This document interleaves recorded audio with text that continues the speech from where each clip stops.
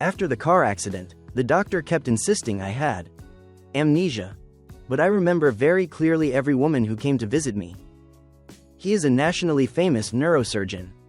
But he always believes I must have forgotten some of the most important things. I couldn't help but complain to my younger sister. This doctor really knows how to overvalue himself. In the few days I've been hospitalized, everyone who needed to see me has visited already. If there really was someone important, why haven't they come to visit me by now? My sister looked at me and gave a forced smile. That's right, you remember everything you need to. So what kind of amnesia could that be? After my sister left, a woman in a formal suit suddenly appeared in the hospital room. She had her back to me and was making a phone call. CEO Caitlin Clark, LeBron is in the hospital, do you want to come visit? But on the other end of the line, a cold female voice rang out. Is he dead yet? If not, don't bother me. After hanging up, the woman sighed helplessly. Seeing me awake, she was slightly startled and slowly stepped in front of me. Mr. LeBron, you're awake. I looked at her with a dazed expression. The woman's face changed. You don't recognize me? I'm Angel Reese, CEO Caitlin's assistant. Who is CEO Caitlin? I asked suspiciously.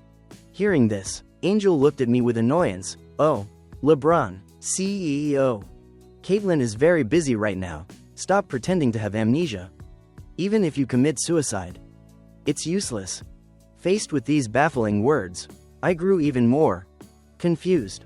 Seeing that I said nothing, Angel took another step forward, advising me sincerely, LeBron, you've been married to Caitlin for 5 years, and you've caused chaos for 5 years.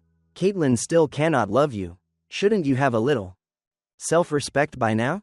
Although I still didn't know what was happening, her demeanor made me feel very uncomfortable, especially looking at that face. I had an inexplicable sense of repulsion. Really? What did you say? 5 years? I suddenly rushed into the private bathroom in the room. Looking at myself in the mirror, it was indeed my face. Exactly the same, but it looked more mature than in my memory, carrying a deep, lingering melancholy. Could what this woman named Angel said be true? Is it 5 years later? And am I actually married? But my current memory still stops at age 18, which was when I just entered university. Back then, I had a crush on a senior. I think her name was Caitlin. She had skipped grades since she was young, though she was my senior. She was actually a few years younger than me. And now, am I actually married to her? According to Angel, I married Caitlin at age 22. It was a flash marriage, with no emotional foundation. After the wedding, I discovered Caitlin's heart didn't belong to me, but that she was very close to someone named Tom Brady.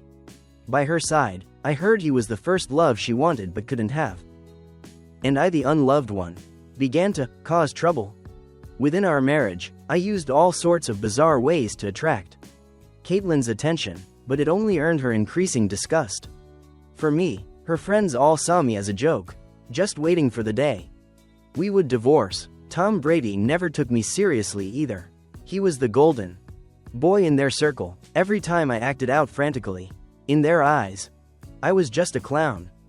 Finally, I used suicide to threaten Caitlin, demanding she stop contacting Tom, but she refused, even telling me to just go die.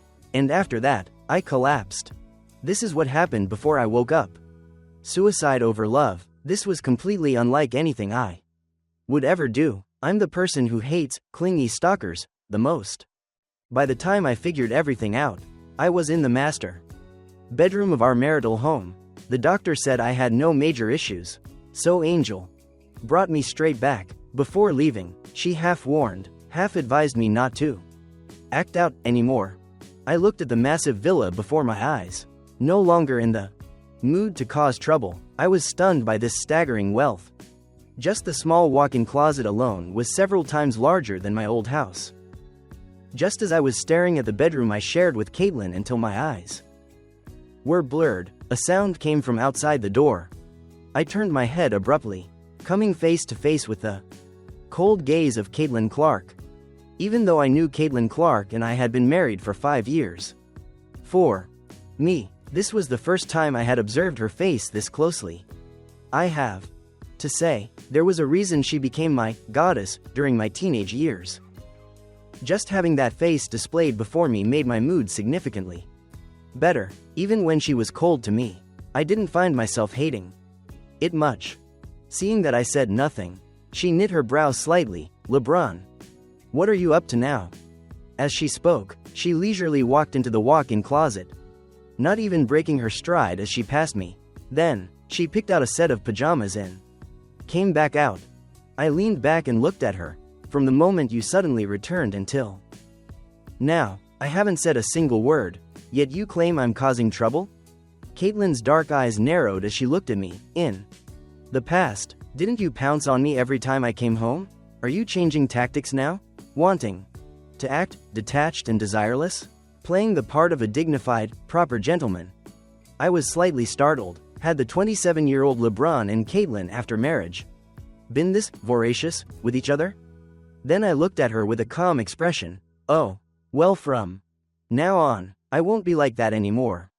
Initially, I thought Caitlin would breathe a sigh of relief, but unexpectedly, her brows knit even tighter, and she looked at me with even more annoyance. "Lately, I've been very tired with work.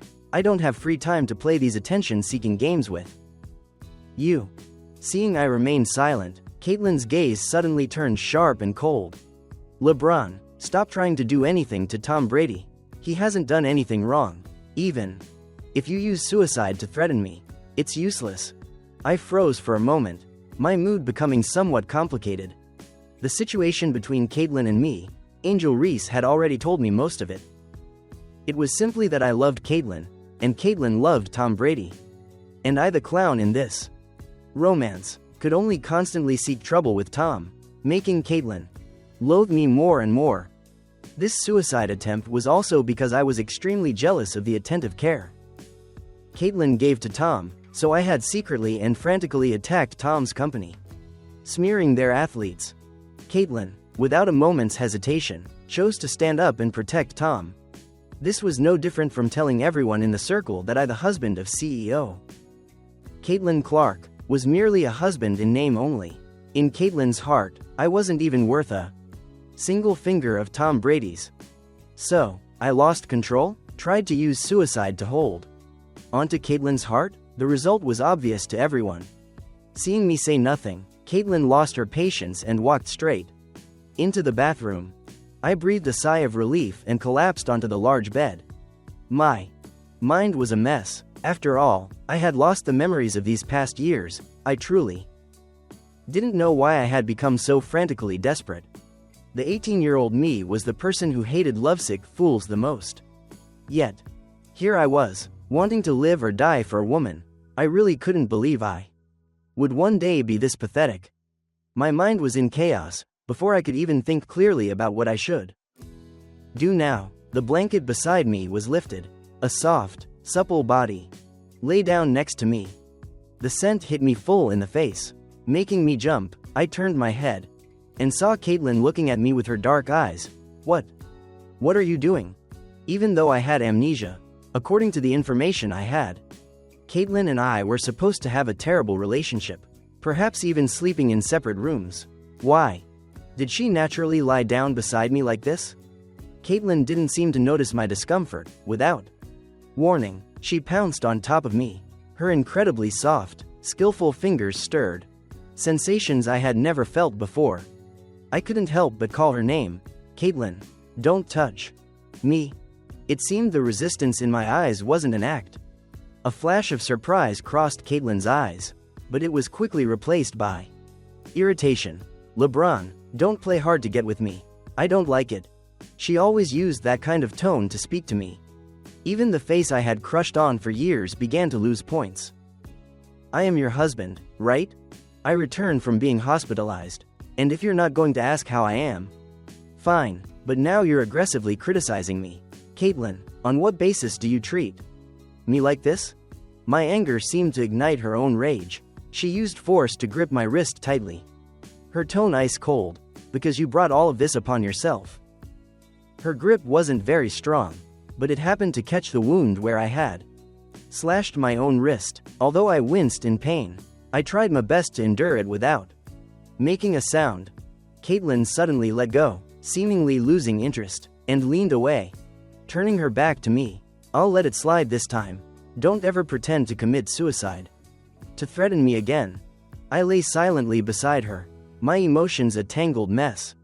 Waking up the next morning, Caitlin was no longer beside me. I casually threw on some clothes and went downstairs, seeing her already sitting at the dining table having breakfast. The butler beside her greeted me, "Good morning, Mr. LeBron." I stood still. Caitlin didn't look up. "Since you're awake, come down and eat breakfast." Even though it was just breakfast, the abundance of it amazed me. Truly a wealthy family, even breakfast was a grand display. I sat opposite Caitlin and saw the butler bring me a bowl of lotus seed soup. I felt speechless. What man eats this kind of thing in the morning? Smelling mango. I frowned. Are there no mangoes? The butler smiled. This was specifically sent over by Master Tom Brady. It's also Master Tom's favorite dish, air-shipped directly from Europe. I immediately lost my appetite. Forget it. I'm not hungry. You two go ahead and eat. Hearing this, Caitlin immediately looked up at me. LeBron, be sensible. As soon as I woke up, I was already fuming. It's not that I'm not eating. I'm allergic to mangoes. Aren't you refusing to eat because this was sent by Tom? When will you be able to restrain your jealousy? Caitlin looked at me with a cold face. Me, jealous of Tom? I didn't know what the 27-year-old LeBron looked like in front of Caitlin, perhaps an image both humble and petty. But after all, we were husband and wife. Did she really not know I was allergic to mangoes? Just as I was about to speak, the butler suddenly interrupted.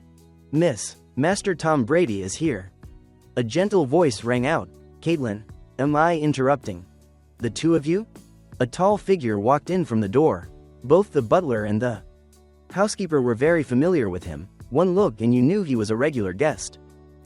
I knew with one glance that this was Tom. I noticed the way the butler addressed us. I am Caitlin's husband, yet he only called me Mr. LeBron, but called him Master Tom Brady. The level of intimacy and distance was clear just by listening. No wonder the 27-year-old LeBron targeted Tom like that. She and I were legally husband and wife, yet it was never equal to her clearly biased love for another man. Tom looked at me with concern. "Mr. LeBron, I heard you weren't well. Are you feeling better now?" I gave a snort through my nose, not bothering to feign politeness with him. I didn't know what the 18-year-old me looked like to them. Perhaps very useless, perhaps so in love with Caitlin that I let them order me around. But the me now is the 18-year-old me. I fundamentally don't love Caitlin. I just once admired her beauty, so there's absolutely no need for me to endure this humiliation. Tom Brady looked slightly awkward as he glanced at Caitlin Clark. "Caitlin, maybe I should go first. LeBron doesn't seem to want to see me." "You knew that, yet you still came? Is that squint a deliberate attempt to watch my misery?" I spoke bluntly, making Tom's face flush instantly. Caitlin immediately snapped at me. "LeBron, stop causing trouble." She smoothed things over for Tom.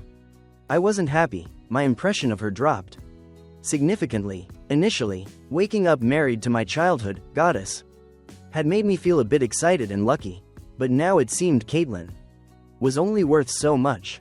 So what if she was beautiful and rich? Wasn't she still a terrible person? I was frustrated. Tom, however, acted polite and gentle.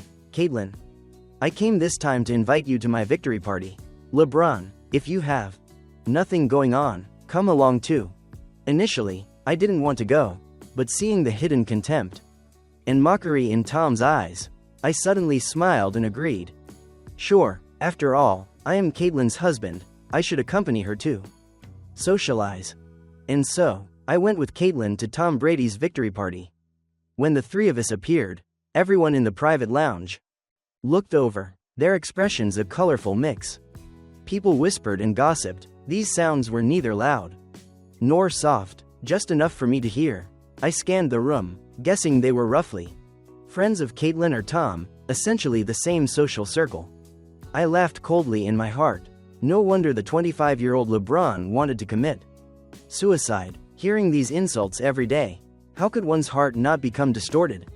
Furthermore, back then I must have loved Caitlyn deeply, which is why I was in enough pain to want to give up my life under day-to-day torment. Caitlyn and Tom sat in their reserved seats, leaving me standing there alone. Isn't he embarrassed standing there by himself? Why be embarrassed, as long as he can be with Caitlyn? If you told him to kneel, he'd do it. I looked coldly at the man gossiping. He isn't dead yet. Why would I kneel?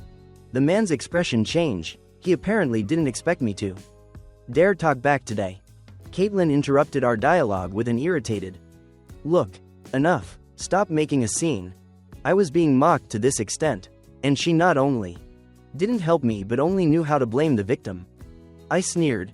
It seems I'm not welcome here. I won't bother you further. Goodbye. After saying that, I turned around and walked straight out. Behind me came the sound of collective gasps. Am I seeing this right? He dared to get angry with Caitlyn? Has he actually been driven sick by Tom's provocations? The noisy sounds behind me were very annoying. I went out to the poolside to relax. Not long after, Tom Brady suddenly stepped out. Mr. LeBron, you've truly made me see you in a different light. I looked behind him, seeing he had come out alone. I hate you this much. Aren't you afraid I'll push you in? Tom smiled. I'm more afraid you won't dare. After all, everyone knows Caitlyn will save me. I turned my head away, too lazy to care about him anymore. Seeing Tom step beside me again. LeBron, do you dare to make a bet? I felt it was very strange. If you two truly love each other that much, why doesn't Caitlyn just divorce me? Tom, do you have to trample on someone else's sincerity just to make your drama feel like true love? Tom's expression shifted slightly. Isn't that because you keep clinging on? You're the one who would even commit suicide just to hold on to Caitlyn. He was merely pitying me. Then he regained his calm, gentle facade. LeBron, do you dare to bet? The pool surface shimmered with water. It looked clear, but in fact, it was deep and bottomless. I shook my head decisively. I don't. Everyone knows I can't swim. A stupid thing like suicide. I won't do it a second time. As I stood up, I met Tom's regretful gaze. He stood behind me and directly gave me a shove. Splash. All sorts of screams rang in my ears. My body hit the water, then quickly sank. In that moment, I felt nothing else, only the fear. As my senses were submerged by the pool water from all sides, my throat began to choke, and my lungs grew heavy. I tried my best to struggle and swim up, but I only saw a familiar figure quickly swimming in the other direction.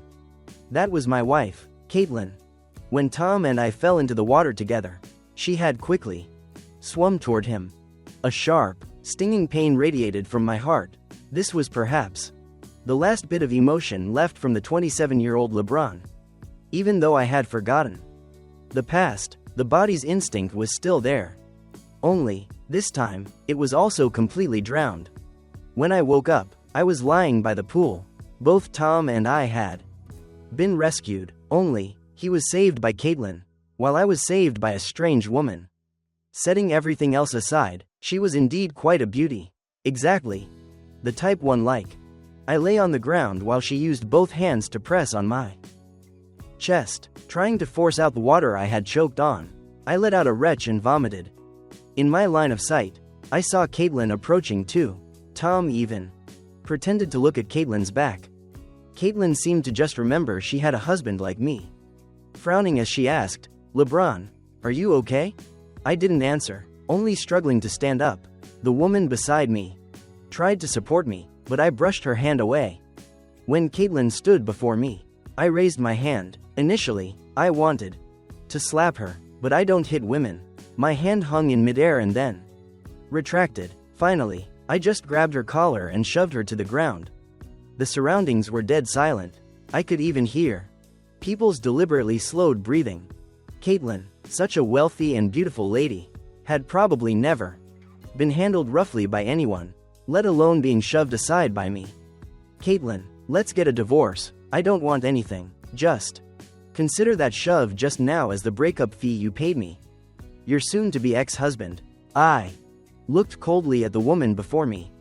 I had predicted Caitlin's reaction countless times: anger, shock, disappointment, disgust, but regardless of how she reacted, it was no longer important to me. The silence was terrifying, even quieter than before. I could even hear the water dripping from my body onto the ground. They seemed stunned. I, who always obeyed Caitlin, had dared to lay a hand on her, and not only that, had proactively proposed a divorce. Caitlin was silent for a long time. There was a clear red mark on her beautiful face. She suddenly stepped toward me. I felt repulsed and quickly took a step back. In that moment, Caitlin's expression became even uglier than when I pushed Tom. I said that shoving you just now counts as the breakup fee. Do you not have any magnanimity? Caitlin said nothing, only gripping my wrist tightly, wanting to drag me away. In the chaos, a slender wrist suddenly grabbed on. That person looked at me, then at Caitlin, and without letting go of my hand, smiled charmingly. Caitlin, he almost drowned just now, don't be so hard on him. The speaker was the woman who had just dived in to save me. Her clothes were also soaking wet, setting everything else aside. She indeed had a distinct aura. She and Caitlin were completely different types of people. Caitlin was cold, intelligent, an ice queen. She, on the other hand, was wild and seductive. In my dazed state, I even stared blankly for a moment. Caitlin seemed to notice this, and her face immediately became terrifying. She gripped my hand with force. LeBron is my husband. What right do you have to advise me? Maria maintained an indifferent expression. I heard him say he wanted to divorce you just now, didn't I? The atmosphere instantly became too cold. Maria saw the murderous intent filling Caitlin's eyes, and laughed again. After all, I just saved your husband's life. Shouldn't you thank me? Caitlin Clark's expression finally softened a little. I will give you full authority over the West Side Project. Is that enough? Having said that, she pulled me away. Behind us, a series of whispers and murmurs broke out. Sounding utterly shocked, the West Side Project is a massive goldmine. Caitlin is giving Maria full control? That was a project worth hundreds of billions. Even Tom Brady had only been given a small piece, yet she handed the whole thing to Maria? I was taken by Caitlin to a hotel room. She is a very particular person who won't stay in rooms others have used, so even the hotel reserved an entire penthouse suite just for her. She held my wrist, not saying a single word the entire way. I stepped into the bathtub. Warm water enveloped my body. I looked at her with some irritation. Caitlin, can you go outside? She maintained the same expression as before, cold and silent. Ever since I pushed her, she had been in this state. No, you are my husband. What's wrong with me looking at you? When I was almost finished bathing, she suddenly stepped in. I didn't know what she wanted to do and was startled for a moment. The next second, I felt a weight on me. She hugged me tightly. Caitlin's arms were like a clinging vine, squeezing me so hard I could barely breathe. I struggled a bit, but she only held me tighter. Just as my patience was about to run out, I heard her voice, raspy and suppressed to the limit. LeBron, thank God you're okay. But my voice held only coldness. CEO. Caitlin, please have some self-respect. The person who saved me was clearly Maria. What right did she have to say such things? I won't forget when Tom and I fell into the water together. Her back was turned to me as she lunged toward him. Even though I have lost the memories of these 5 years, at that moment, my heart still sent a sharp pang of instinctive pain. I think that was the 27-year-old LeBron making his final struggle. I am very lucky that I lost my memory. If not, with the deep love the 27-year-old LeBron had for Caitlin, my heart would probably have ached to death. Caitlin was silent. She opened her mouth, seemingly wanting to say something. But then no words came out. I can't swim. She saved Tom. This is a fact. If it weren't for Maria, I wouldn't be lying here safely now. Passing through hell twice in a row, I no longer felt even a hint of Emotion for the woman I had crushed on for so long. This was my mistake. This kind of situation won't happen again. It took Caitlin a long time to say that one sentence. Pointless. We no longer have a relationship. After the divorce, save whoever you want. It's up to you. Caitlin tightened her embrace. I know you're angry. But this isn't what you think. Besides, I don't agree to the divorce you mentioned. Don't agree? On what basis do you refuse? I immediately flew into a rage. When Tom and I fell into the water together, she chose to save Tom without a second thought. This placed my life behind someone else's. I don't know if this marriage even needs to continue. Not to mention, she chose him in front of so many people. Caitlin, I'm telling you, this marriage must end in divorce. She seemed a bit angry, but knowing I had every reason to be fuming, she tried her best not to argue with me. Once I stood up from the tub, she lingered and clung to me again. Just get some sleep. Can we talk tomorrow morning? Stop bothering me. Caitlin, don't force me to get physical.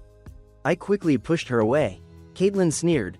Based on your current strength, you dare to lay a hand on me? I used my strength to grab her most vulnerable spot.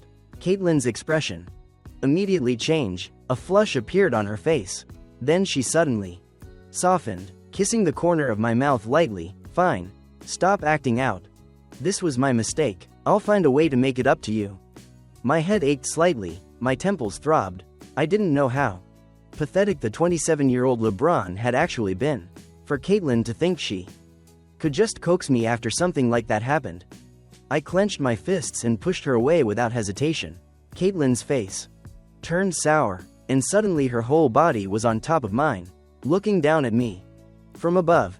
If you can't sleep, let's do something else. Just as she was about to kiss me, my face suddenly turned pale, and my forehead broke out in a sweat from the pain. Waves of agony hit me. I couldn't help but let out a cry, my whole body trembling. Caitlin seemed to snap out of it. Where does it hurt? In that moment, the panic in her eyes made me think she actually cared about me, but I quickly dismissed this illusion. I was thinking too much. A woman who didn't even care about my life. How could she care about a wound on my wrist? I bit my lip and said nothing. Caitlin was a bit anxious. Where exactly is the discomfort? Tell me. Before I could speak, a faint scent of fresh blood drifted through the air. Caitlin suddenly stared at my arm. The tightly clenched wrist was still wrapped in a layer of gauze. Caitlin always thought I was just using a self-harm tactic, so she never thought the cut was real. She kept a cold face and slowly unwrapped my gauze. The area was soaked with fresh blood. It wasn't until she saw my wound that her pupils suddenly contracted. LeBron, you actually. I looked at her coldly, enduring the intense pain as I pulled my hand back. Are you satisfied this time? In her eyes, a storm suddenly began to brew. Who gave you permission to commit suicide? I looked straight into her eyes. Do you even care if I kill myself? You just stood there and watched me almost drown. My words were like a needle stabbing her. I saw her dark eyes shrink slightly, as if she were avoiding my gaze. Very quickly, she spoke again in a raspy voice. I will call a doctor to come see you. Coming with the doctor was Tom Brady. He had changed into a different set of clothes. His jet black hair was perfectly groomed, looking like a wealthy, romantic playboy. He stood at the door looking a bit worried. Caitlin, is he okay? Caitlin nodded, looking at him calmly. Go back and rest. You don't need to worry about things here. But I feel so guilty. After all, it was because of me that Mr. LeBron almost drowned. Tom sighed, acting gentle and polite. Before he could even finish, I coldly interrupted. You're truly a master at acting. It's a pity there were no surveillance cameras by the pool.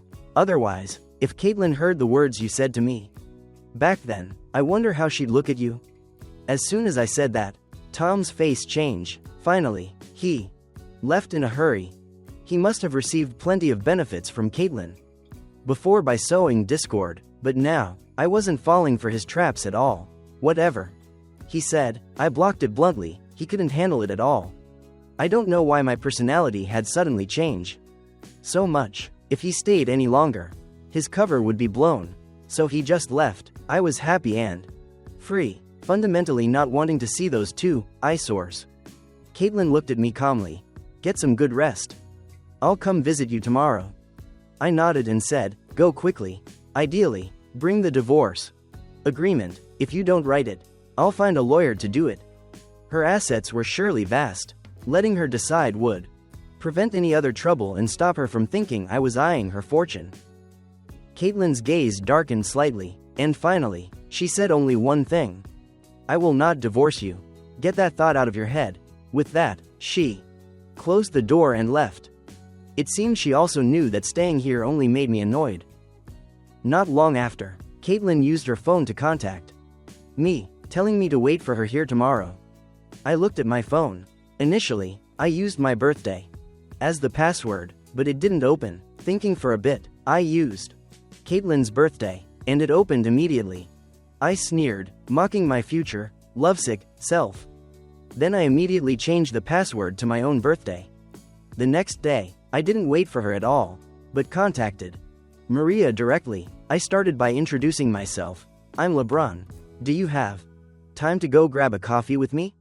What do you want with me, Mr. LeBron? Maria's voice sounded raspy, but carried a hint of a half smile. I want to thank you.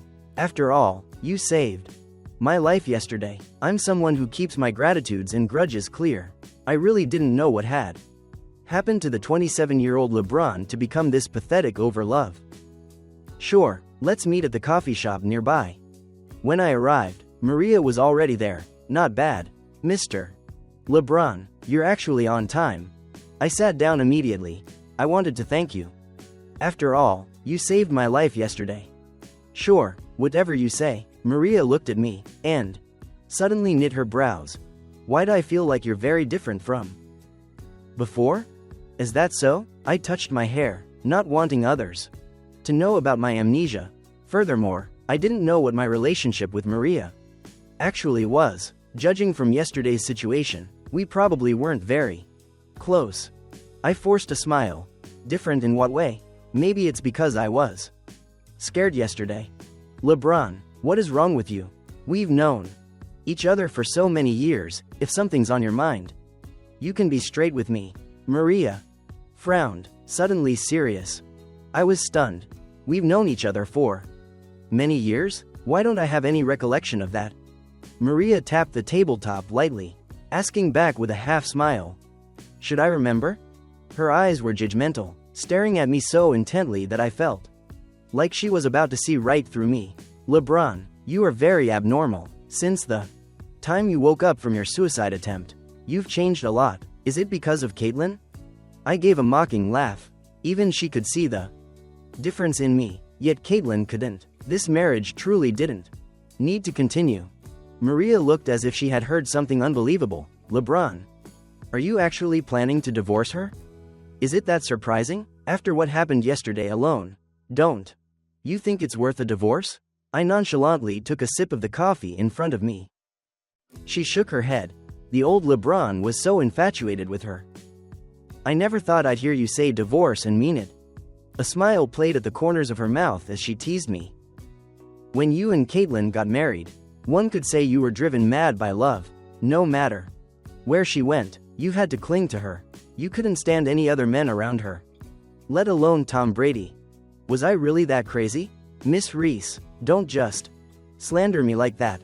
Not only were you intensely possessive, but you were also very humble. Terrified she would abandon you. But then again, although she seemed to loathe you, she never thought about breaking up with you. After you married her, you didn't want to see any of your old friends, especially female friends. We were college classmates, after all, and went through so much together. Even after my failed confession to you, we still had a friendship. You said, no contact, and you meant it. It wasn't until after graduation, when I joined Caitlin's circle, that I could occasionally see you. But you would pretend not to know me. She told me a lot about our past. I immediately understood our relationship, so that was it. She was a friend I met after age 18. No wonder the 18-year-old me had no impression of her. So, I met Maria after 18.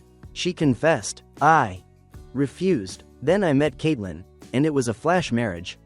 After marrying her, I behaved like a loser, mocked by everyone, completely devoid of dignity. I loved her in a pathetic, groveling way, even cutting off contact with all my old friends. Maria had no choice but to join Caitlin's circle just to be able to talk to me. Well, speaking of which, you must understand me quite well then? My eyes lit up. Since I had amnesia, I didn't clearly understand my current situation. I didn't even know what my current job was. With her here, things would be much easier. I didn't want Caitlin to know about my amnesia. Otherwise, the situation would become very messy. Time passed quickly, although I didn't say it explicitly. Maria seemed to know I was in trouble. She didn't pry, but simply recounted my situation over the past 2 years. I roughly understood. I couldn't help but sigh. The 27-year-old LeBron could actually love someone to this extent. This was something the 18-year-old me couldn't imagine. Suddenly turning 9 years older and finding myself the lovesick fool I hated most, I simply couldn't accept it. Just as Maria and I were talking happily, a familiar voice suddenly came from nearby. Isn't that LeBron? Why is he with Maria? I turned my head and saw that Caitlin, without me noticing, was already standing in front of us, with Tom Brady by her side. Caitlin looked at me coldly. I remember telling you before that I don't like you being with her. I frowned. We're getting a divorce soon. Why do you care? I truly couldn't believe I had completely cut off my friends just because of Caitlin's dislike. Maintaining basic social distance is one thing, but on what basis did she demand I have no female friends at all? Caitlin looked at Maria with an expressionless face. Yesterday you saved my husband. I've already used the West Side Project to express my gratitude. You two don't need to meet privately. Maria gave a faint, somewhat provocative smile. Yesterday, it was you, as his wife, coming to thank me, but today, it is I as his friend, coming to accept his thanks. Please don't confuse the two. The atmosphere instantly became tense. I really didn't want to see the two of them being an eyesore here. I picked up my bag to leave. Maria, let's go somewhere else. Caitlin immediately grabbed my arm, looking at me coldly. Where do you want to go? What does it have to do with you? I glanced at Tom behind her. Why don't you go be with your person? Hurry up and send the divorce agreement over. Otherwise, he will forever be the third party who can't see the light of day. Caitlin opened her mouth as if to say something, but I fundamentally didn't want to hear it. I shook off her hand and left with Maria. In the evening, I finally returned home, to this strange world. I was still not very familiar. These next 2 days I had to find a place to stay. Otherwise, once divorced, I wouldn't know where to go. Caitlin came home and discovered this, immediately calling me. LeBron, what do you mean by this? What do you mean? What do I mean? We're getting a divorce. Surely we can't still live together? I said. Hurry up and write the divorce agreement. Before I could finish, she hung up the phone. I threw the phone on the table, too lazy to pamper her. Just as I finished packing my things, the door to the rental apartment was knocked on. I thought it was a delivery, but when I opened the door, Caitlin was standing there, her eyes filled with anger. My face changed immediately. What are you doing here? Wait. How do you have the key to my apartment? Caitlin said. I contacted the landlord. I was very frustrated. Give me the key. I'm changing the locks tomorrow. She said nothing, just looked at me with those complex eyes. How much have you forgotten? I haven't forgotten anything, I said irritably. I'm divorcing you because I don't love you anymore. How many times do I have to say it? Before I could finish, Caitlin suddenly pulled my arm and directly hugged my waist. She held me very tightly, her face buried in my waist. This position was a bit dangerous, but Caitlin didn't seem to have any other intentions. She just wanted to lean against me. Don't say such things. You have amnesia. I won't hold it against you, she said in a raspy voice. Once you remember, I'll settle the score with you. I was unhappy. My emotions had reached the point of loathing. Caitlin, have you bothered me enough? You don't love me at all. You treat me poorly.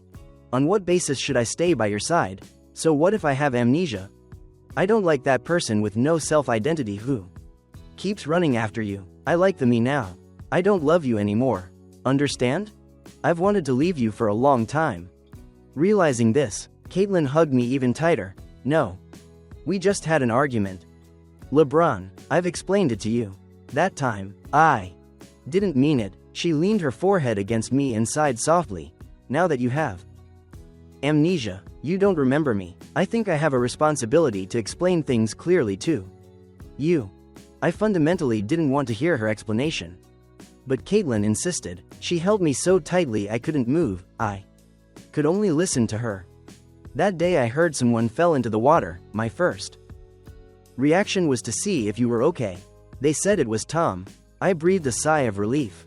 But after all, he is someone my grandfather treats like his own grandson. So I saved him. I didn't expect you to fall in too. With just a few simple sentences, she brushed off her responsibility. Seeing that my expression was completely disbelieving, she was silent for a long time. You don't believe me? Why should I believe you? I looked at her coldly. Everyone saw it then. You didn't even think before diving in. You were there to save him. It had nothing to do with me.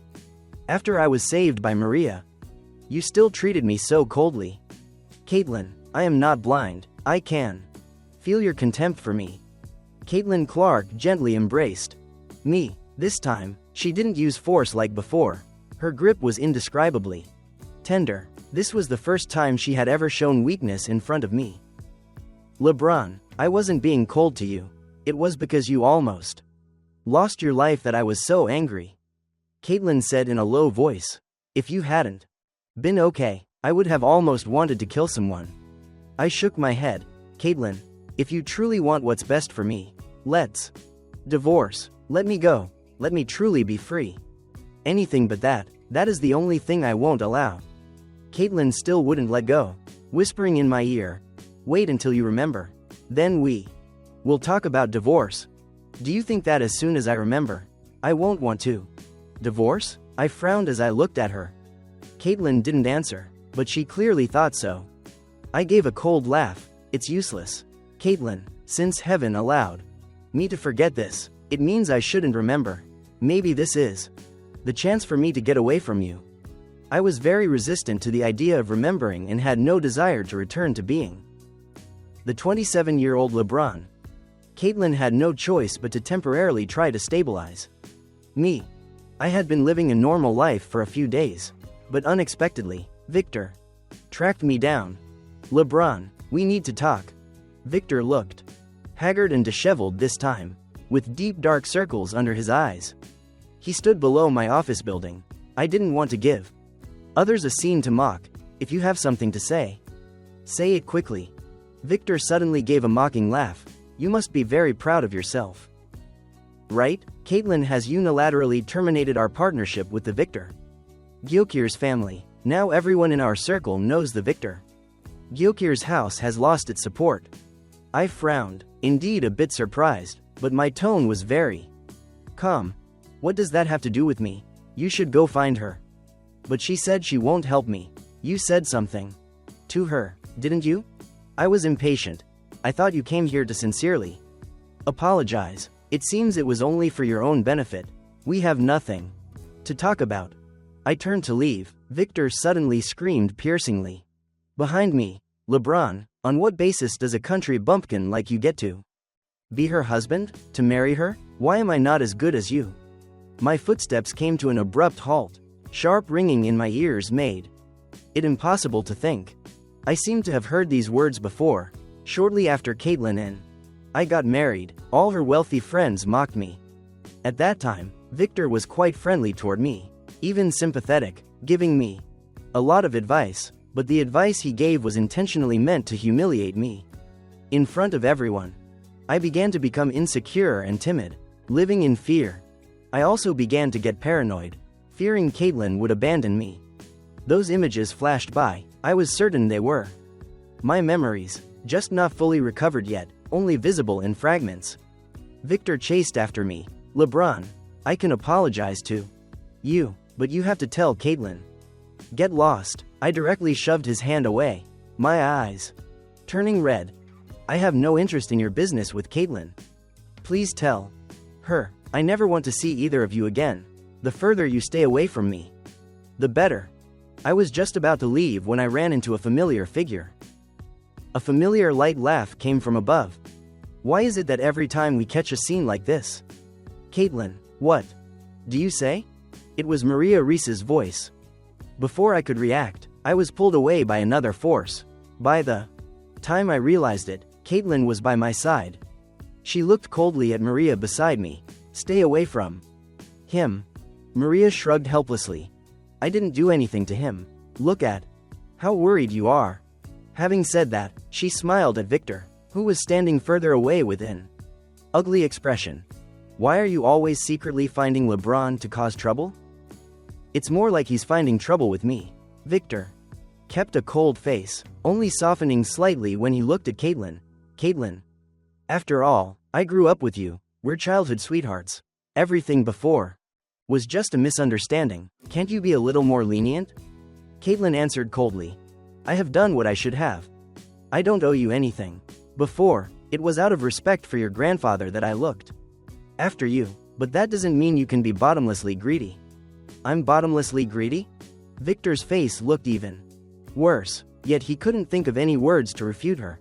He could only clench his fists, give me a resentful glare, and turn to leave. Only after he left did I understand why he had lost control and sought me out today. It turned out that Caitlin had directly gone public with the pool incident from that day. She stated that between me and Victor, she never had to choose one over the other. She simply saved me. At the time, she just didn't know I had fallen into the water. Which is why she saved Victor. If she had known I was also underwater, there would have been no choice, she would only have saved me. Her words were very blunt, almost completely denying that Victor was important to her, let alone being more important than me. Before this, I was always mocked by everyone in our circle because of this. My own wife didn't even value my life. Everyone watched my misery, waiting to see when I would be discarded. But unexpectedly, there was such a massive reversal. Those people only looked at Caitlin's attitude. Now that Caitlin had spoken like that, it was equivalent to publicly standing up to protect me before everyone, while humiliating Victor. No wonder Victor was so agitated and rushed to find me. It seemed it wasn't just his interests that were damaged. But I didn't understand, since Caitlin had no other feelings for him. Why had I always viewed Victor as a rival in love throughout all these years? Those fragmented memories flashed before my eyes again. My head started to throb with a dull pain. I couldn't help but shake my head. Seeing this, a flash of worry appeared in Caitlin's eyes, and she immediately supported me. Is there any discomfort? I'll take you to the hospital for a checkup. I'm not going. I shoved her hand away. You just need to handle your Victor. Just don't let him come find me to cause trouble again. You don't need to manage anything else.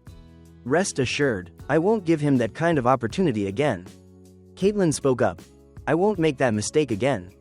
Maria, still standing nearby, suddenly said, you can choose not to make the mistake again, but not every mistake can be forgiven. I thought she was exactly right. Caitlin looked at her coldly. Again, I've already given you the West Side Project as a thank you for saving him. So don't be greedy and ask for more. Maria immediately burst out laughing. After all, I saved him. I am his life saver. He can't swim. If I hadn't acted that day, you wouldn't have a husband anymore. What kind of attitude is this? Speaking to his life saver like this? A flash of coldness appeared in Caitlin's eyes. How did you know he couldn't swim? Maria's expression briefly showed a hint of teasing. What do you think? Then she sighed and looked at me. Since the two of you are divorcing soon, I won't hide it anymore. I've known him for a long time, and I've already confessed to him. It's just that later he chose to like you. She let out two, TSKS, and looked at me again. LeBron, if you feel like you've misjudged someone and picked the wrong person at the start, I can still give you a chance to choose. Almost instantly, Caitlin lunged forward. The two of them started brawling. I had never seen the usually cold Caitlin have such an emotional outburst. I had also never seen two women fight. I just left the two of them there to show off their talents. I had no interest in intervening. How childish. I shook my head and went directly back to the office. Only, I didn't expect Caitlin to act faster than me. By the time I reached the ground floor of the company, Caitlin was already standing there. There was a bruise at the corner of her mouth. Seeing me, her eyes lit up. "I'll come pick you up when you finish work." I looked at the injury on her face. Caitlin avoided my gaze somewhat unnaturally and said, "Don't worry, I'm not badly hurt." "She got it worse." I sneered. "Who told you I was worried about you?" "Don't flatter yourself." Caitlin's brows lowered, but she still looked at me persistently. "I'll come pick you up when you finish work." I was already getting impatient. "I told you I want a divorce." "Exactly which word do you not understand?" Caitlin's expression suddenly looked hurt, and she quickly lowered her voice. "LeBron, you have amnesia now, so you don't remember your feelings for me? You'll be fine once you remember." "Why should I remember? Just because things between you and Victor are clean? But the wounds of the past are real. My determination to divorce won't change. Or do you think that as soon as I remember, I'll become as humble and cheap as before? That you just have to beckon and I'll forgive you? I don't think that." Caitlin's voice was a bit dry. Looking at her like that, I suddenly felt helpless. I looked seriously into her eyes. "Caitlin, when I first woke up, I had lost all my memories. I was terrified. When I found out you were my wife, I was very happy because I knew you from before and thought you were a very good person. Caitlin, I've always had a dream about marriage. I thought I would marry a very kind wife, but I didn't expect my future wife to be someone like this. I'm disappointed in you, and at the same time, I'm disappointed in myself. I've always looked down on lovesick fools, yet I let you hurt me in the name of love until I didn't even resemble myself anymore. Since I woke up with amnesia, I have never felt any love from you. It's all been dismissiveness and irritation. So what if you and Victor are clean? You fundamentally failed in your responsibility as a wife. You let him hurt me.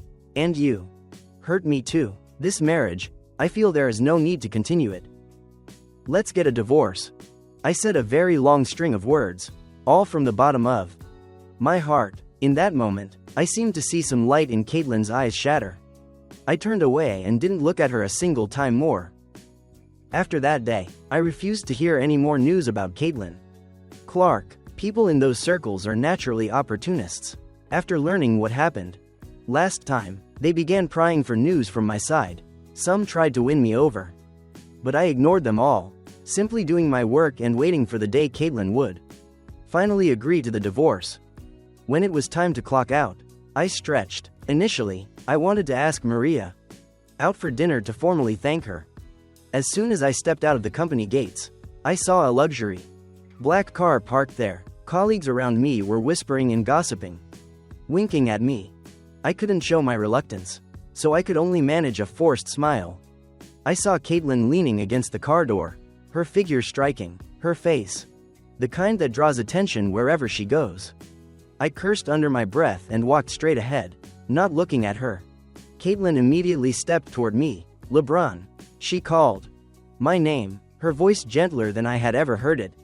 I frowned, having little patience for her. "Did you come to give me the divorce agreement?" The smile on her face stiffened for a moment, but quickly returned to normal as she deliberately avoided the subject. Out of nowhere, she pulled out a car key. "LeBron, do you like it?" Surrounding exclamations immediately rang out. These were all colleagues I was familiar with. During this time of disappointment, I hadn't dared get too close to them. I didn't expect Caitlin to make such an ostentatious move. Reflexively, I answered, "I don't like SUVs." Though I said that, when I saw the key, the surge of excitement in my heart was real. It turns out I do like SUVs. This surprised me, because the 18-year-old me didn't like SUVs at all. I liked racing cars. The crowd of curious onlookers grew larger. I felt a bit uncomfortable and urged Caitlin to leave quickly, but she stood still. I Had no choice but to pull her hand to speak privately. Caitlin led me into the car. By the time I realized it, I was sitting in a restaurant. Have a meal with me. Caitlin looked at me, her expression somewhat sorrowful. I frowned. After this meal, will you agree to divorce me? Caitlin said nothing. After a very long silence, she said, if you don't eat this meal, I won't divorce you. Fine, those are your words. I immediately picked up the knife and fork. She seemed to have prepared thoroughly. There was red wine, candles, and all sorts of fresh flowers. The arrangement was very romantic. In a Japanese style. Japanese food doesn't fill you up much, but it's very beautiful. I finished eating very quickly and wiped my mouth. I'm full, I'm leaving now. The moment I stood up, Caitlin looked at me with a hurt expression. LeBron, did you forget what day it is today? What day? I froze. Caitlin gripped the knife and fork in her hands. A moment later, she said, sadly, today is our wedding anniversary. Wedding anniversary? My mind had no memory of it. I searched for a long time but realized I couldn't remember at all how we had spent them before. Seeing her sad face, I suppressed the urge to be sarcastic and said, fine. Then, consider this our last supper. She remained silent, a layer of shadow under her eyes. From my perspective, it only added to the allure of her already delicate face. I understood her intent to hold on, but I truly didn't feel our marriage was worth saving anymore. I said an apology and went to the restroom. The restroom had a very large mirror. I turned on the faucet. The cold water stimulated my skin, calming my mood. Looking at myself in the mirror, I told myself not to go back down the old path, patting my face to stay alert. I turned to leave and came face to face with Caitlin walking toward me. Her gaze was deep, carrying an intense emotion I couldn't quite read. LeBron, please remember, okay? Before I could react, my back hit the wall. Behind me, she kissed me, both hands wrapped around my waist, clinging to me like wisteria. She kissed me. Her tone was gentle, but her actions were frantic. Caitlin, let me go. I don't know how much time passed, but I was covered in her sweet scent. But I still only wanted to push her away. It's useless, Caitlin. I knew she was being this stubborn only because of my amnesia. She thought that once I remembered, I wouldn't have the heart to divorce her. It's useless, I know myself well, even if I don't love you. Because of the amnesia, I can feel that even if I remember, I will still divorce you. The moment I finished speaking, I saw an emotion akin to panic appear on Caitlin's face. I had never seen her like this. She almost forcefully gripped my hands, fingers interlaced, squeezing so hard it hurt. No, LeBron, you love me very much. We love each other dearly. You've just forgotten that love. I found it somewhat funny and abruptly took a step back, but the back of my head hit the wall. A sharp pain shot through me. I was in so much pain my face went pale. Caitlin panicked slightly. LeBron, what's wrong? Are you okay? While enduring the pain, I pushed her away. I'm fine. Don't touch me. Caitlin could only stand to one side, gently embracing me. Not wanting to hold tight but not wanting to let go. Her breath was so close. Almost passionately kissing me. My whole body went weak, unable to resist this assault. But at this moment, the pain at the back of my head caused vivid images to flash repeatedly. My body felt weak and unsteady. Caitlin protected my head while kissing me more and more intimately. In that situation, the fragmented memories became increasingly connected until they turned into clear, undeniable recollections. I remembered our first time, how we came together, how we got married. I remembered how I had been mocked by Tom Brady and the others, humiliated in front of my in-laws, ridiculed in front of Caitlin's friends. I remembered how the two of us fought over Tom. So that was it. My heart felt choked. All the pain was laid out before my eyes, a torment that even amnesia couldn't escape. The first time for Caitlin and me was very mundane. A cocktail party. She was drunk, and I had had a bit too much to drink. She looked into my eyes, drunkenly, telling me to take her back to her room. I don't know who started first. By the time I realized it, she was in my arms. At that time, I was so nervous I could barely breathe. Clearly, it was Caitlin's first time too, the look of panic as she gripped the sheets. But, in a flash, she turned back into that aloof ice beauty. The next morning, Caitlin saw I had no other reaction and simply said, "Let's date." I had already secretly loved her for years. So, naturally, I nodded in agreement. After that, we were like a normal couple, immersed in passionate love. But both of us had very strong possessive streaks. She said she didn't want me getting too close to other female friends. I didn't want her to have anything special with other men either. We were loyal to each other. But unexpectedly, the appearance of Tom Brady broke this balance. She said he was someone her grandfather treated like a grandson. She couldn't treat him too coldly. She had her reasons, but I couldn't accept them. Since marrying her, I had always been insecure about my status. She was a lady from a prestigious family, while I was just a man of ordinary background. At most, I had gotten into a top-tier school, which gave me the chance to meet her. Otherwise, with a background like mine, I fear I would never have met someone like her in my entire life. Tom Brady was a wealthy scion of her own social class, even though Caitlin Clark told me later that their family had declined and needed her help. His status was still there. Even if he had fallen, he was still a wealthy socialite whom I had to look up to. These gaps made me increasingly unlike myself. I began to become irrational, checking her phone, restricting her interaction with any man, even her colleagues and subordinates. I knew those people were innocent, but my emotions at the time were compromised. I couldn't control myself. All the sweet memories from before vanished, leaving only our constant arguments and the scenes where I couldn't fit into her world and was mocked. I remember our final argument. She told me she didn't want children. I questioned her. What if you do? If we have a child, could you finally stop caring about Tom? At that moment, Caitlin looked at me with extreme disappointment. Do you think children are tools for you to solidify your status? Then it's best that I never get pregnant. Even if I do, I will terminate it. Such cruel words drove me to utter despair. And at that time, everyone in the circle said that even if Tom's family went bankrupt, Caitlin would help. I begged her not to help them. But Caitlin went anyway. The double blow was more than I could take. I threatened her that if she went, I would take my own life. In the past, when my emotions were volatile, I had staged many fake suicide attempts, but none were real. Caitlin had forgiven me once or twice.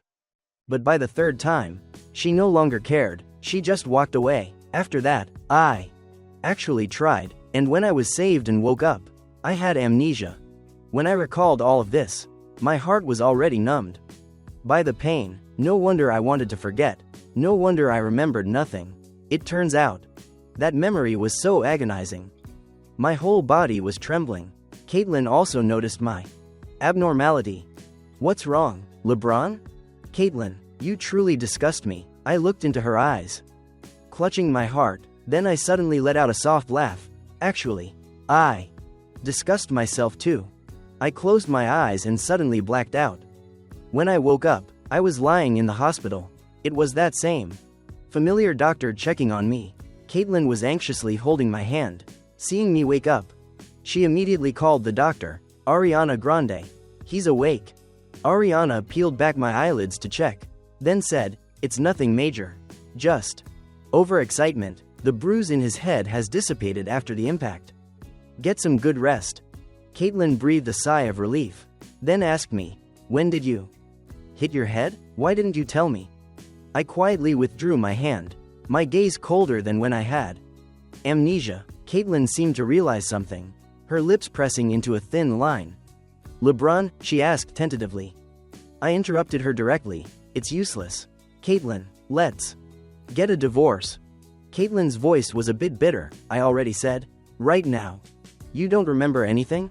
"I remember now." I looked into her eyes and said, "I remember everything, but I still want to divorce you."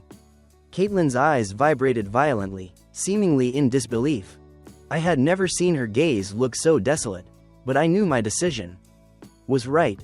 I closed my eyes and said, Being with you is too painful. Caitlin, let's get a divorce. The word, divorce, was something I had said countless times. Caitlin's reaction each time had been huge, but never like now. It was the silence of total devastation. Ariana, standing by, seemed unable to stand it and said to me, LeBron, don't go too far. Caitlin has already apologized to you. Before he could finish, Caitlin cut him off. It's my fault. I glanced at Caitlin. When I woke up last time, he had also warned me like that. All the friends around you warned me like that, telling me not to be ungrateful. I paused for a moment, my voice becoming softer. Caitlin, do you still think we shouldn't divorce? After I was discharged that day, I didn't see Caitlin for a long time. I had made it clear to her, she should also gradually think things through and let go. I thought that soon enough, I would receive her divorce agreement. My life gradually became peaceful. My work was also progressing smoothly. Only one thing gave me a major headache. After finding out I had recovered my memory, Maria began finding me frequently. So you really lost your memory? I was a bit skeptical before, but I didn't expect it to be true. She still wore that seductive smile. Once you're divorced, how about giving me a look? I'm not divorced yet, I corrected her. I don't even have the papers. This behavior right now is being a third party. I suggest you have some self-respect. I said this, of course, not because I couldn't bear to leave Caitlin, but because I didn't want to rush into another relationship. Furthermore, even though Maria had never been a third party, she had indeed interfered in my relationship with Caitlin before we had settled things. I was very grateful to her for saving my life then, but that was it. I only have gratitude for you. No feelings. No need to be so heartless.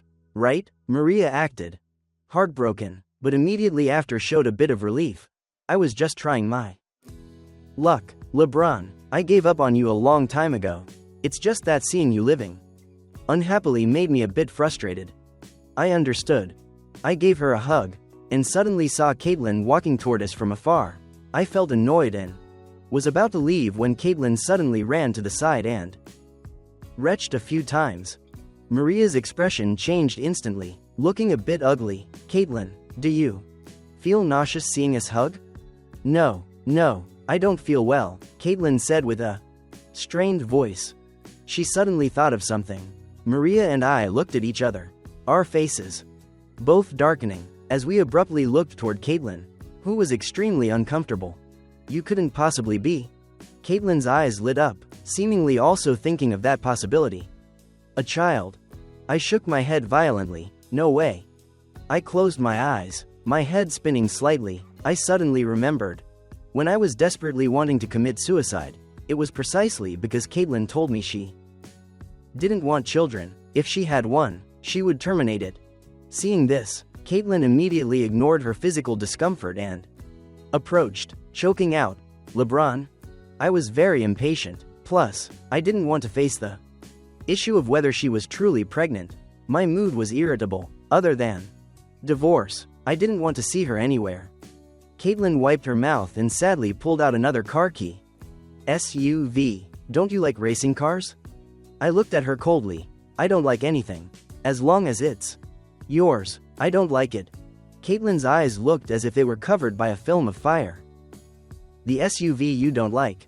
The racing car you don't like. Houses. Shares. Anything I have, I can give to you. I had no other choice. She was almost begging. You can argue or make as much noise as you want. I just don't want to divorce you. I didn't want people to see us making a scene on the street. I directly pulled her arm into the car. After the car started, her face became even worse. I sighed, still asking stiffly, "Are you okay?" Caitlin immediately sat up straight and shook her head. "I'm fine." Having said that, she touched her belly, her face full of expectation. I felt choked, not knowing what to say. After a while, I suddenly calmed down. Taking a deep breath, I calmly said to her, "Caitlin, you really don't need to be like this. Actually, I don't blame you, other than you helping Tom back then, which made me very upset. I've thought through everything else. The two of us are fundamentally incompatible. Although you didn't give me a sense of security, I also lacked self-confidence, which led to baseless suspicion and many things that made you dislike me. Thinking about it, I wasn't completely without fault. To have reached this point, both of us had issues. Saying this, even I found it a bit funny. Although I didn't want to see Caitlin, the me of before, even I found him loathsome, constantly clinging to Caitlin, with only her in his eyes, his whole heart and soul only on love for her, as if the whole world didn't matter. Such love truly lacks attraction. Even I didn't like it, let alone Caitlin. I didn't dislike it, Caitlin said in a raspy voice. I did feel frustrated, but I never thought about divorcing you. I thought even if we argued, we would spend our whole lives together. But I don't want to live that kind of life anymore. I shook my head. Tom was just the spark between us. The core issue is that we don't belong to the same world. I can't trust you, and you can't unconditionally accommodate me. Over time, both of us will be very exhausted. By then, new problems will arise again. Caitlin, we are both adults, don't be so naive anymore. The black Cullinan drove away. I adamantly refused to let Caitlin drive me home. Standing at the bottom of the building watching her silhouette fade, I sighed. If there really was a child, my family was very cold. My bond with my parents was not deep. After they divorced, each had their own family. After meeting Caitlin, I always wished for a harmonious, perfect family of three. I gripped her like a life-saving straw. The tighter I gripped, the more it slipped away. I always really wanted a child. Therefore, after she said those words, I completely lost all hope in her. I thought even if Caitlin didn't want the baby, as long as she gave birth, I could raise the child alone. That would be very good too. But she gave me no hope at all.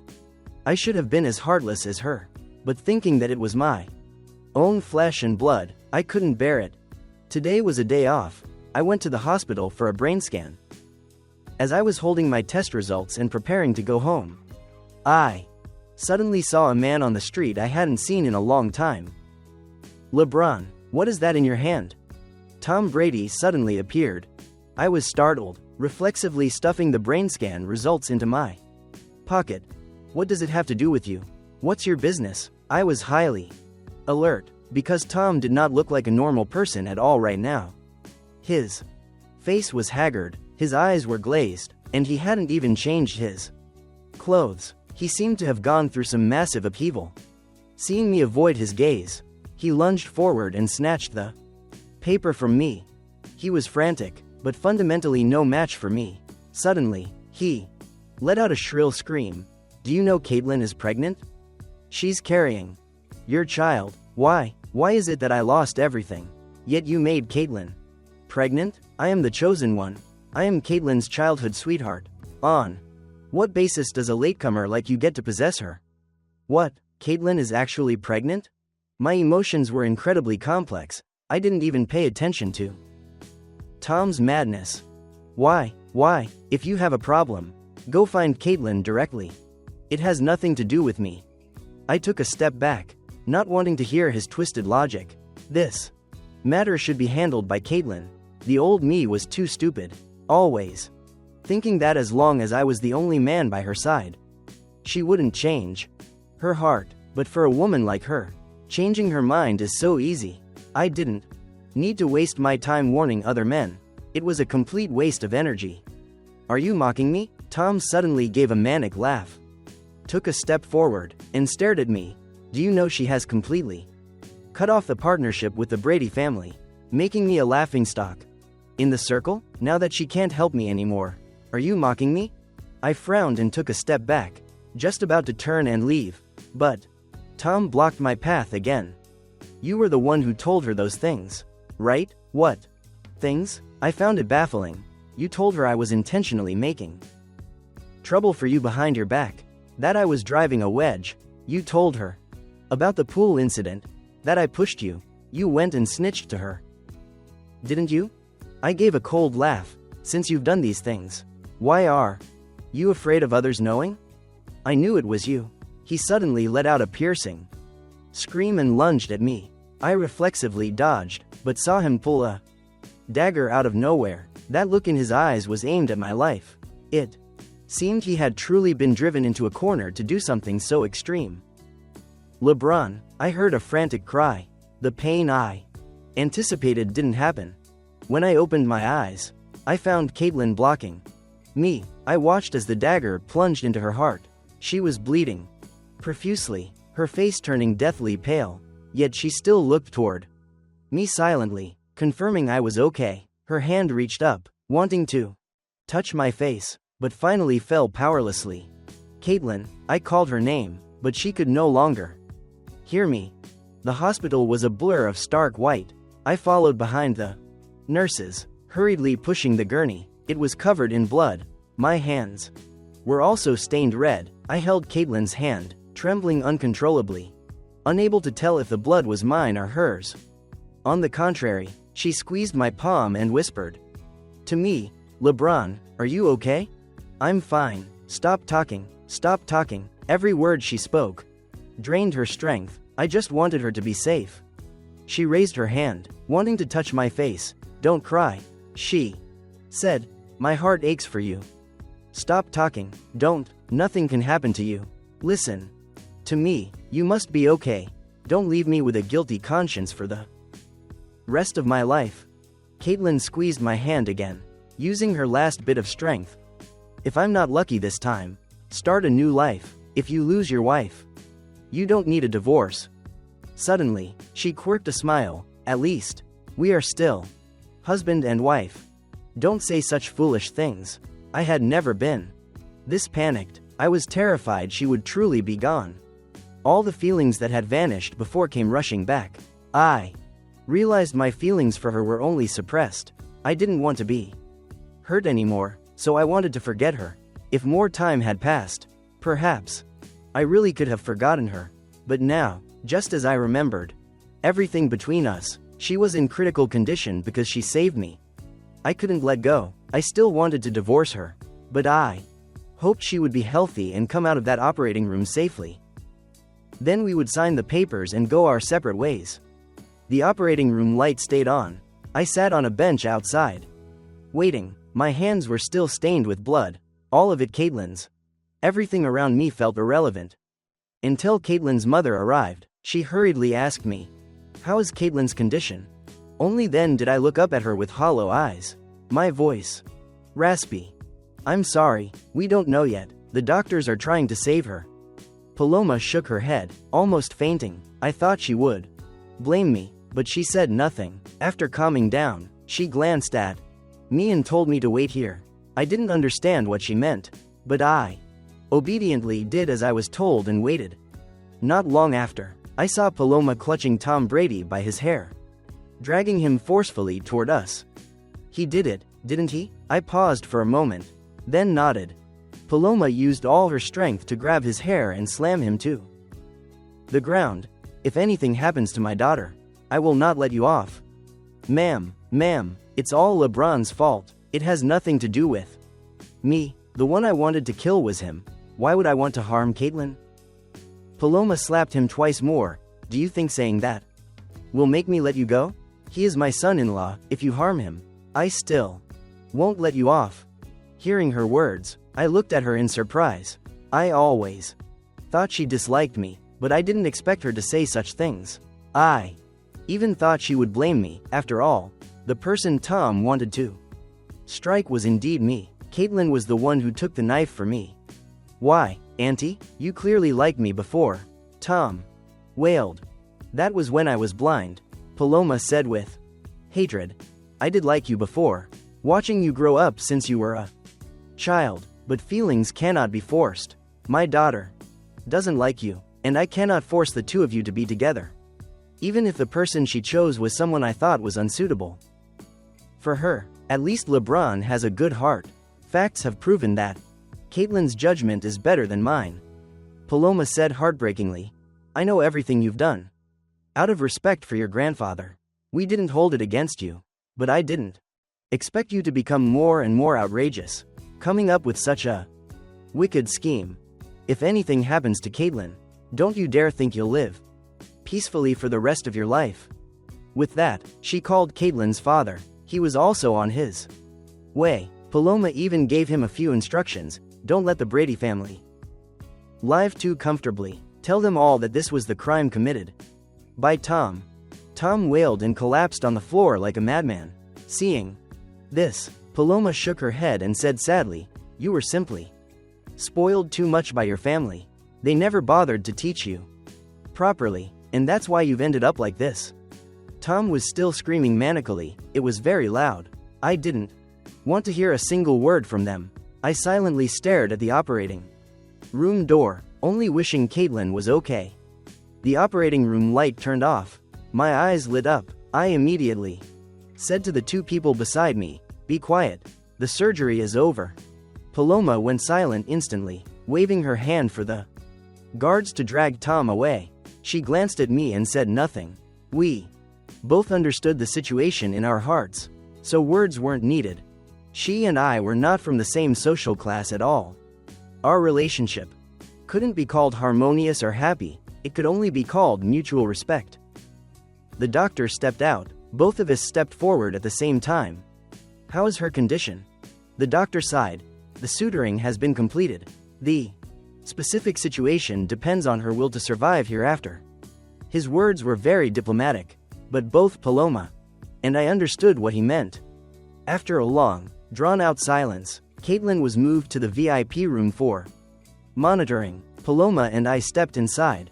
Neither of us said a word. Perhaps we no longer had the strength to speak. Paloma's eyes were bloodshot, her fierce energy from dealing with Tom Brady earlier completely gone. At the end of the day, she was just a mother terrified for her daughter. I sat by the bed, looking at Caitlin's tightly closed eyes, unable to stop myself from whispering, "I'm sorry." My voice was hoarse, laced with a sob. Paloma didn't pay me any mind. After a while, she finally spoke. "To say I don't blame you would be a lie, but I know this is Tom's fault. I understand, Auntie. No matter what happens, I will take good care of Caitlin." Paloma sighed. "I know all about the two of you wanting a divorce. I didn't like you before, but I never made things difficult for you. I even defended you in front of outsiders. But LeBron, confidence is something you create for yourself. If you yourself feel unworthy, anxious, and afraid, how can others see you as deserving?"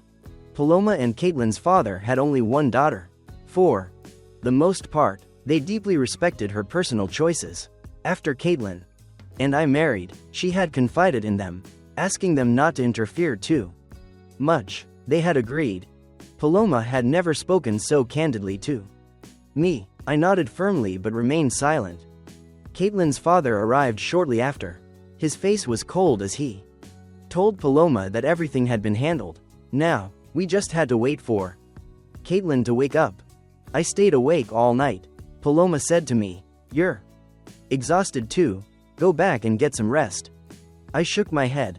"I'm fine. I'm young. You two should head home first." Paloma frowned, and just as she was about to speak, my head suddenly spun. The world blurred, everything went black, and I fainted. When I woke up again, I was lying in the hospital bed next to Caitlin's. Paloma saw me wake up and looked very concerned. "How are you feeling? Any discomfort?" "No." I shook my head. "How long was I out?" "Not long. The doctor said you suffered from extreme exhaustion and told you to rest well." I nodded, but noticed a flicker of complexity in Paloma's eyes. Suspecting something, I asked, "Is there something else?" Paloma sighed. "Caitlin is pregnant, did you know?" I instinctively pursed my lips, not knowing how to answer. I didn't want them to know. If they knew Caitlin was carrying my child, they would surely force her to have it. After all, they lacked an heir. After we divorced, they would certainly fight me for custody. With their wealth and power, I stood no chance of winning. This was the only family I had struggled so hard to have. I couldn't allow that to happen. I remained silent. Paloma seemed to see through me. After a long pause, she sighed.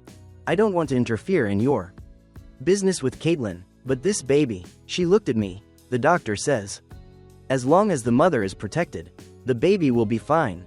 Once Caitlin wakes up, she will certainly keep this child. We hope the baby grows up in a complete family. I frowned. Auntie, right now the most important thing is whether Caitlin can wake up or not. Paloma sighed. LeBron, Caitlin did you wrong, but she truly loves you. She was just spoiled and didn't know how to express herself. Before leaving, she patted my shoulder. Don't worry. No matter what, the Clark family will protect you. This is also what Caitlin wants most. I nodded. After she left, it was just me and Caitlin. I looked at her closed eyes, feeling a pang of heartache. But thinking about the baby, a bit of anger flared up. Caitlin, I remember you said you didn't want this child. If you wake up only to get rid of it, then I hope you never wake up at all. After I spoke, she still showed no sign of movement. I couldn't help a bitter laugh. Don't you want to make amends? Don't you want to fix your mistakes? Lying here now, are you just trying to escape? I knew she couldn't hear me, but Paloma's words earlier had affected me deeply. I needed an outlet. Caitlin, since you don't like children, once you wake up and give birth, I'll take care of the baby myself. But the child will still call you Mom. You are its biological mother. Even if we divorce, we can live together in peace. But I won't be lonely forever.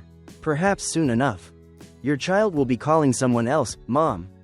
I said these words specifically to provoke her.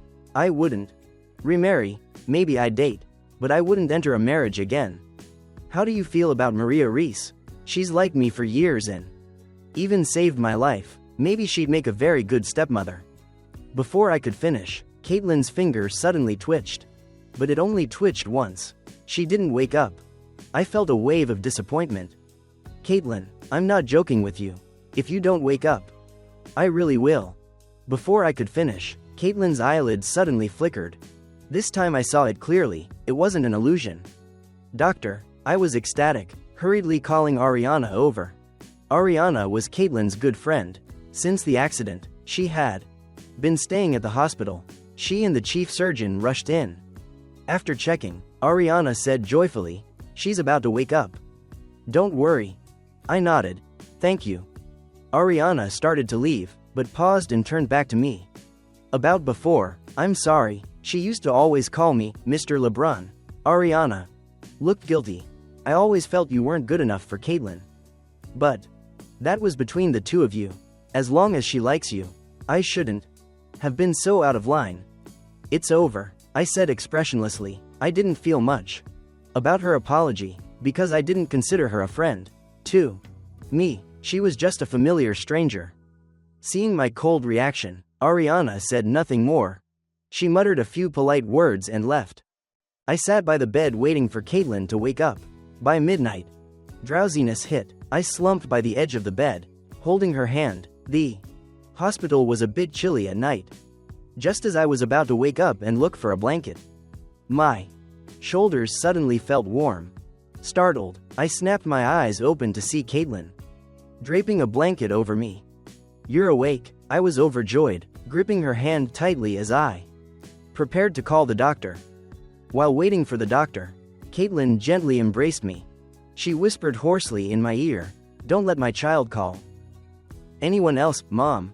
Her voice was choked up. She had just woken up and was already desperate to set this straight. I was both angry and amused. I pushed her away. Let's get your head checked first. Caitlin was finally awake. The Clark family was naturally overjoyed. Simultaneously, the Brady family breathed a sigh of relief. If anything had truly happened to Caitlin, they might have had to sacrifice Tom to atone. That was an exaggeration, of course. But for a failing elite family with many descendants like the Bradys, cutting off their financial lifeline was as good as death. As long as they could appease the Clarks and receive some mercy, they were willing to do anything. Now that Caitlin has regained consciousness, the relationship between the Brady family and the Clark family can never return to what it was. It is considered completely shattered. After this incident, the way Caitlin and I lived together became harmonious. Previously, we argued loudly, but I never truly thought about separating. It was only later, Because she said she didn't want children and would terminate any pregnancy, that I entertained thoughts of suicide. After she woke up, she took me to see a psychologist for comprehensive counseling, wanting to find the root cause. But when she learned the reason, the look of extreme regret on her face was something I will never forget. She said, "LeBron," those words were always said in fits of anger. How could I not want our child? She seemed terrified, hugging me tightly. At that time, you said that if I were pregnant, perhaps I wouldn't need to care about Tom? Even if you argued with me again, I only thought you were being jealous and that a little coaxing would suffice. I know I was wrong, but I always thought I had my own hardships and just wanted you to understand me. Yet I didn't understand your feelings. When you said those things back then, I thought you viewed children as tools to secure status and wealth. So I was furious and said those words, but I never meant them. I understood her point. I had also said many things that hurt our feelings, but that one time, she had truly wounded me deeply. LeBron, give me a chance. Caitlin's voice was lower than ever. I can't be without you. And I can't be without this baby. Can you watch and see how I do? If in the future we are still like this, then you can leave me. I will have no complaints. LeBron, I want to try one more time. I love you so much. And we once loved each other so deeply. If we shatter just like this, I can't accept it. How could I be content either? But I truly didn't dare try again. Everything she said was true. There were many misunderstandings between us, but no matter how many misunderstandings there were, the pain I once endured was real. I had been broken. Caitlin lifted my face. We are both hedgehogs. But I am willing to retract my sharp quills. My emotions were in a mess, and I didn't answer her right away. Caitlin wasn't in a hurry. She simply showed care and thoughtfulness within appropriate boundaries, never overstepping. Seeing she had just recovered, I told her she didn't need to focus too much on me and should instead nurture the pregnancy.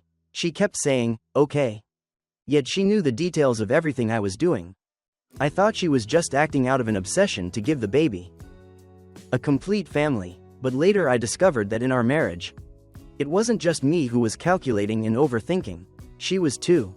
After we married, I always lacked a sense of security, which led to me doing many things that made her resentful. I always thought our beginning wasn't very honorable, that she only stayed with me because of an accident. There were countless elite men outside. I feared that once she saw them, she would feel that I was nothing special. Once, I couldn't help but pour my heart out to her. Caitlin, our statuses are too far apart. At that time, I couldn't adjust my mindset properly, so when I suggested divorce, it wasn't just because of you. I had my own issues. I didn't want to keep sinking further. Mentioning that, Caitlin felt only regret. LeBron, I never thought about looking at other men. I've liked you for a very long time, I just hadn't found the opportunity. You thought that day was an accident, but have you considered that even if I were drunk, I wouldn't let someone I didn't like stay by my side? I was very surprised and interrupted her. What do you mean? You weren't drunk that day? Because of that incident, I had always felt very guilty. That day, she seemed wasted, as if she didn't recognize anyone. But I was only slightly buzzed. My mind was actually quite clear. In a way, I was the one who took advantage of her. But because she said that, the ghost in my heart instantly vanished. Caitlin, if you were sober, why didn't you say so sooner? I had always thought I was the one who had gained an unfair advantage. Caitlin gave an apologetic smile. LeBron, I was only in my early 20s then. I didn't want to be rejected, so I could only use that method to test the waters. But I won't be like that anymore. I couldn't help but blame her. If you had said it sooner, I wouldn't have been so insecure or acted out, let alone done those stupid things. She placed my hand on her chest. Yes, I was very foolish too. Clearly liking you, yet always acting like I didn't care. I just wanted to see you constantly clinging to me, clearly knowing you didn't like Tom, yet still thinking you were overreacting instead of resolving the conflict. With my grandfather, LeBron, I did many things wrong and misunderstood, so Much. If you hadn't lost your memory, I wouldn't have known how outrageous I had been. That day, we talked for a very long time. We cleared up everything that had happened. I don't know when, but I fell asleep. By this time, she was more than 6 months pregnant, her belly round. I hugged her from behind, gently placing her on the large bed. Caitlin woke up, her arms instinctively wrapping around my neck. "Thank you," she whispered. Caitlin looked at me deeply and suddenly leaned up to kiss my lips. I said nothing, only slowly taking it in. After a while, she let go. My face was a bit warm. I heard her hoarsely pleading in my ear, "LeBron, don't divorce me anymore, okay?" I suddenly burst out laughing. I thought that since she had just pampered me like that, she would at least make a request fitting for the atmosphere. I didn't expect her to just not want to divorce me. Seeing me laugh, Caitlin was a bit dissatisfied but didn't dare say it directly. She just gently tickled me. "Don't laugh. Answer my question." My laughter died down, and my face became expressionless. Caitlin panicked again. Fine, you don't have to answer. Things are good as they are right now." I understood her panic. I sighed softly, caressing her face. "Caitlin, let me think about it a little more, okay?" Even though the misunderstandings were cleared, wanting to start trusting her again was not an easy task, especially for a couple that had weathered such storms. Even if we hadn't hit the absolute limit, the wounds were still there. Rebuilding trust takes a long time. She devoted herself to nurturing the pregnancy. For the baby's sake, I was more lenient with Caitlin, because it was indeed hard for her. This baby made her suffer quite a bit, but she was always resilient, and I felt a pang of heartache. After all, it was my child too. The baby was soon born. Time flew by. I had prepared myself mentally.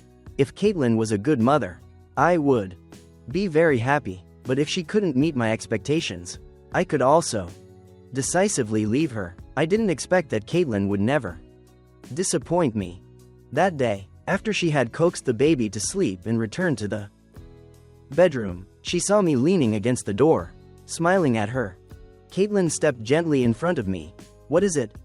"Nothing. It just seems like it's been a long time since I've seen that cold face of yours."